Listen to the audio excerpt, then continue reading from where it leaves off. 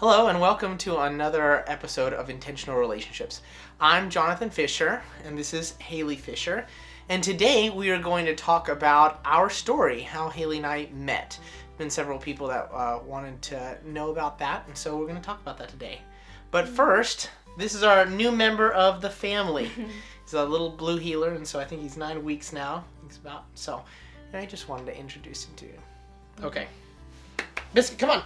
Biscuit is his name, by the way. Come on. All right. Go. Scamper. Okay, so our story begins at UNT, University of North Texas in Denton. And so Haley and I both met at the master's program there, at the counseling master's program. We're both counselors. But we also attended the Village Church in Denton, and that's also where we met. And so a little bit about our story. Whenever we first started to interact, we first met at a life group or a home group from the Village Church. And that was the first time I'd met Haley, and it wasn't this, love at first sight or anything like that. It was, we got to know each other as friends and progressed from there. But I think some of the highlights of our story are interesting and worth sharing. So whenever we, I guess, do you want to tell this part? Whenever you first met me.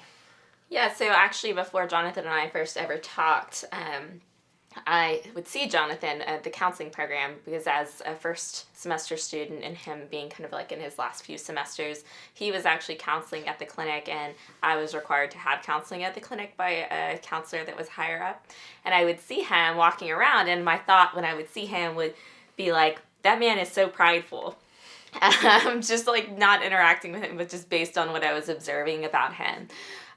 But probably like near the end of those like 6 to 8 weeks of going, I watched him one day come out, and he squatted down and he was talking to this little girl. And I remember watching him talk to this little girl and saying this prayer and saying like, Lord, that man is so gentle. Like, I'm not that gentle. Would you please teach me to be that gentle? And I think that was before we ever even met, like that was our interaction. And that was really the Lord putting on my heart, like to see somebody who had such a beautiful, gentle spirit and really asking to have some of that as well. Yeah, and that was really humbling for me to hear later, right? Because that's something that I didn't know at the time. And so then we actually met, though, at the first time at a life group or a home group. And whenever we were there, I'm a pretty intentional person, and so whenever I have conversations, I really jump into the deep end. I don't see the necessary, surface level talking about, what sports teams you like or how the weather's doing. I really jump in deep about heart issues and things like that. Now, that's gotten me into a lot of trouble in the past with a lot of people. People don't like to go deep because that's really intimate. That's very vulnerable. And so, and I think that's where life happens. And so I'm like, let's do life together. So the first time Haley and I met,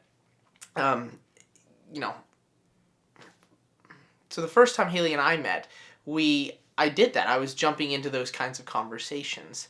And apparently she did not like that very much. She was like, why is this person being so vulnerable? Why is this person, asking me really deep questions about my past, who I am as a person, my theology. And so, but that's, again, just who I am naturally. And I think God has really changed my heart over the years of understanding that not everybody's ready for that. Not everybody is, I would say, emotionally prepared to dive in deep. There's a lot of insecurity that people hold. I think counseling has also helped me out to realize that. There's just a lot of insecurities that people hold. There's a lot of fears that people have. And so when somebody like me comes in and starts asking questions about how did you grow up? How was your relationship with your siblings? What do you love about life? What do you hate about life? Those questions really are really intense for a lot of people. So I've learned to scale back in day-to-day life because people just aren't ready. And that's okay. That's okay. I think God gave me a lot of wisdom to that. But this was still a portion of my life where I was still engaging and really trying to ask people good questions and getting them to think just on a friend level, if you will, not in a counseling setting. And that has been something I've always done. So, yeah. So, anyway, we met. Haley didn't like that very much. And she was very, I would say, prickly, if you will, towards me. And so there was a little bit of that distance that she was keeping. And then I mentioned that to her one day, and I said, hey, you seem very aggressive towards me. And I just called her out on it because, again, that's who I was. I would just call people out on things. And we didn't know each other very well, but I said, hey, you seem really aggressive towards me, but you're very nice and sweet and compassionate to everybody else. I just wanted to point that out to you. And this is the incredible thing about Haley. Haley then changed. The next time I saw her, she was almost like a different person. She was interacting with me differently. She was very intentional to be kind, compassionate. And that's the first time, or one of the first times I've seen somebody change like that whenever constructive criticism was presented. And what that told me about Haley is that she was able to manage her pride. Everybody's got pride, but she was able to say, you know what? Me loving this Christian brother is more important than my pride or me wanting to hold safety or comfort for myself. And so she then turned into this person who's really compassionate towards me, kind. And again, that was something for me that was very attractive. I was like, whoa, somebody who's willing to shift their behaviors to really foster a kingdom mindset is a huge deal, right? Usually it takes months, if not years, to get people to like really shift their behaviors based on their belief system. And Haley had done that within one interaction. And that was something that is super rare, and it was really attractive to me. And from that point on, we became really good friends. And we started progressing our friend relationship throughout the rest of my master's and her master's program through UNT.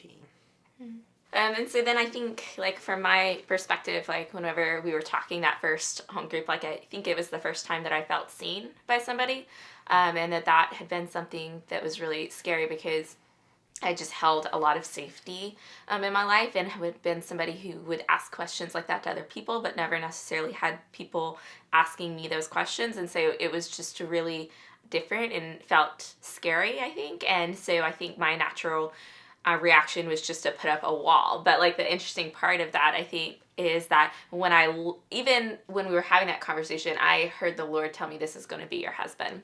And then I think after that, the first time Jonathan and I just hung out one-on-one, like as I was driving to meet him, like I heard the Lord tell me that again. And I think that was just something that was really terrifying to me, which I think sounds really weird. But for me, I just kind of always, like longing to be in a relationship was not something that I had ever really experienced. I was totally okay with being single and really loving people, and I think I was really like thriving in that ministry.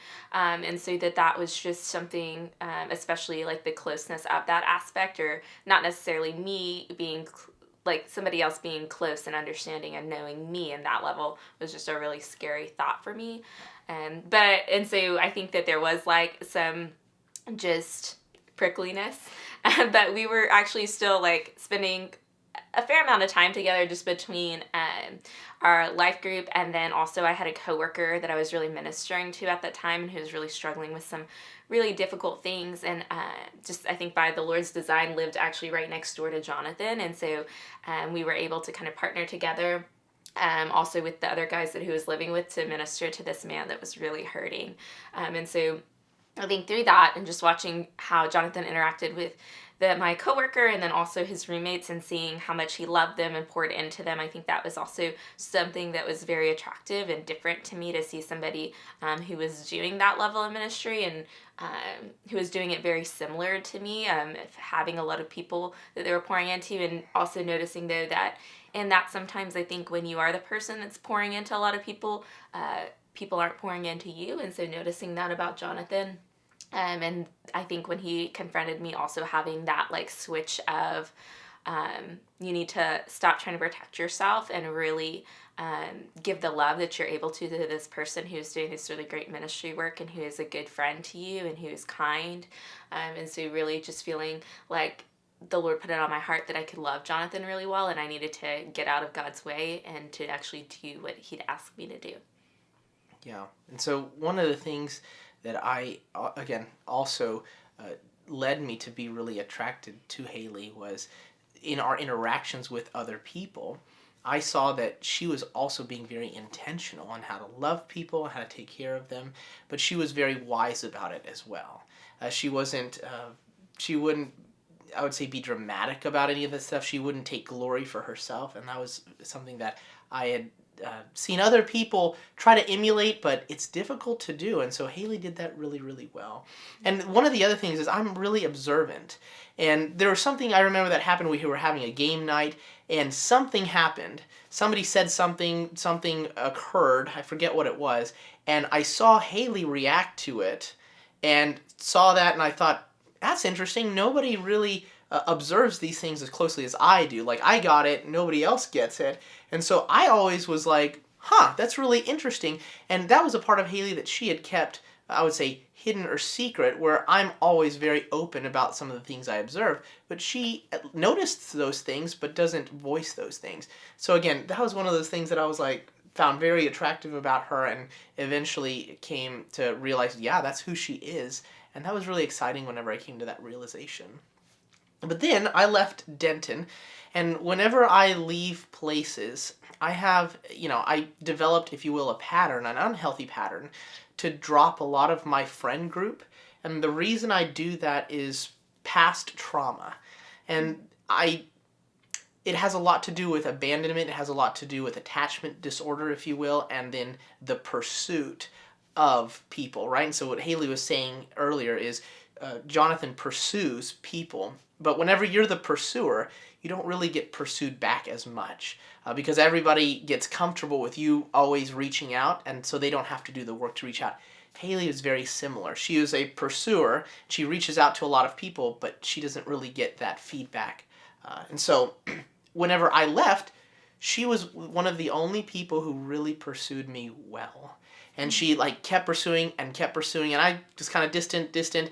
And by the third time she pursued, she's like, so when am I coming to visit? And I'm like, oh, that's interesting, and okay, you were wanting to visit. Okay, let's do that. And that first interaction that we had whenever she came over to my apartment, and she actually came and drove an hour to come see me, I was really shocked and surprised, and I was like, wow, I've never felt pursued like this other than with my best friend whenever I met my undergrad, Scott. And so that really felt new to me, but also it was scary. And I was feeling like, oh my gosh, what am I committing to here whenever I'm committing to this friendship?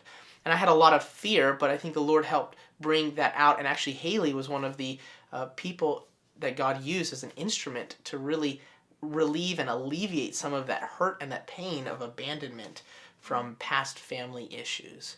And so that was really neat, and something that I wasn't expecting from our relationship, but God allowed it, and it was just really sweet. It's a really sweet gift that God has given me through Haley. So after that, we just became better and better friends, and we basically became best friends.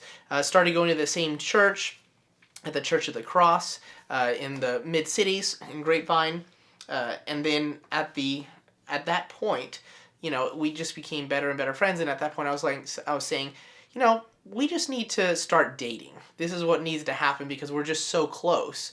We need to start doing that. So we started dating, and then one of the things that I'd like to mention, so that's the end of the story. One of the things I'd like to mention is, for me, there wasn't an initial attraction, and I think for Haley as well. I know as the Lord told her, hey, this is going to be your husband, we weren't initially in love with each other. We didn't see each other across a room and we're like, oh my gosh, that's the person I want to meet. It really wasn't love at first sight. It was this growing love of friendship. Mm-hmm. And so one of the most important pieces of our relationship is our friendship. I don't know if I could be married to Haley if I wasn't a friend of Haley, or if Haley didn't befriend me first. I think that's a lot of my past trauma, a lot of my insecurities. I'm not saying that's a good thing, but I'm saying for me personally, I don't know if I could have ever married her without her pursuit of friendship. And so one of the things I wanted to talk about with people out there that might be watching this video is maybe somebody who's single that's watching this video is, you don't have to fall in love with somebody the way that the movies show. I would say that that's really fake or really shallow. Develop a really strong and healthy friendship and fall in love with who the person is, and not so much any of the extra factors. And then as we started dating, and then as we got engaged, and then we got married, God brought into that, for me, that relationship, an attraction, a real healthy attraction on an intimate level for Haley. So I wanted to mention that there's, I would say that is the, I would say, healthiest way to interact with a future spouse, and getting to be friends and working on that friendship before anything romantic happens. And so that was a really sweet part of my experience, I would say, with the Lord and what He did for me in how Haley and I ended up together. So, and I would say that she would say the same. So there was this one funny story that I love. We were sitting on a park bench once, and we were still just friends, right? And there was a bug that landed on me, and I couldn't get to it. It was like on my back or something. And I remember thinking, I was like, Haley, get it. Like, it was like crawling up, that like feeling of like, oh my gosh, like you don't know what it is, right? And so I was there, and I was like, get it. And she didn't get it. And it was so funny because we were talking to somebody else, this older lady. It was so funny. So I was like, get it. And I looked at her, and Haley was like, oh, I'm not touching that bug. And I was like, what in the world? I was like, just like flick it off. This older lady grabbed it on and threw it away. But I remember thinking this thought. I will never marry somebody who, well, like I immediately was like, nope, this girl Haley is off the table. I will never marry somebody who won't help me out in a situation like that. And that's just so funny. It's just so ironic because the things that like we really care about, God totally changed and shifted. And it's funny now because Haley would, jump in front of a train for me, but she would totally do that for me. And there's been a situation where there's been a bug somewhere or something, right? And Haley's totally grabbed it, smushed it, whatever, killed it. And it's been interesting and funny. Those are funny stories that God says, really, Jonathan? You'll never, right? And of course, she's the one that I ended up marrying. So I just love that. And it's fun. It's fun. Those are fun tidbits, if you will, to story. And again, God, it just shows God's sovereignty and His love for His children. And we might have plans, or we might really, really want something, but God knows what's best for us. And Haley is what's best for me. And so, yeah. That's it for today's segment. I hope you guys enjoy this. It's going to be a little bit longer. Again, if you like this video, look at some of our other videos, structured relationship tips, things like that. And so, again, subscribe. That we really appreciate that to the channel. So thank you guys so much for watching, and we'll catch you guys next time.